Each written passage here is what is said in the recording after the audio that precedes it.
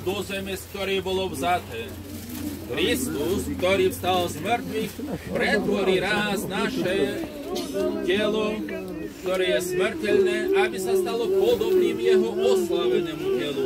Preto odporúčame nášho brata Alexandra Pánovi, aby ho vzal do svojho pokoja, aby jeho telo skriesil, keď príde deň posledný. Ja som skriesenie a život, kto verí vo mňa, žiť bude, aj keď zomrie. Ani nezomrie na veky, kto žije a verí vo mňa. Ani nezomrie na veky, kto žije a verí vo mňa. Bože, Ty si náš život a naše vzkriesenie, Ty sa neodvracaš od nikoho, kto ťa prosí. Vyslíš nás hriešných, keď sa utiekame k Tebe vo svojom zármutku.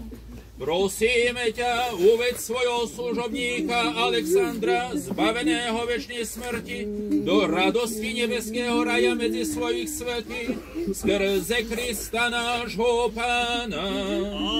Amen. A teraz prosme za nášho brata Alexandra aj našu nebeskú matku, Pánu Máriu. Zdravá Mária, milosti plná, Pán s Tebou, požehnaná si medzi ženami, a požehnaný je plod života Tvojho Ježiš.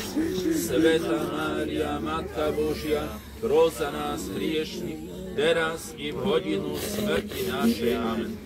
Rozpomeň sa, Mária, Matka bolestná, ako si stála pod krížom žalostná, keď na ňom Syn Boží a Tvoj za našu spásu umieral.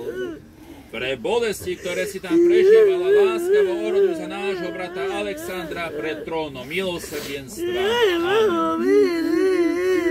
Odpočinutie večné daj mu, Pane, a svetlo večné nech mu svieti, nech odpočíva v pokoji. Aj duše všetkých zomrelých veriacich pre milosrdenstvo Bože nech odpočívajú v pokoji.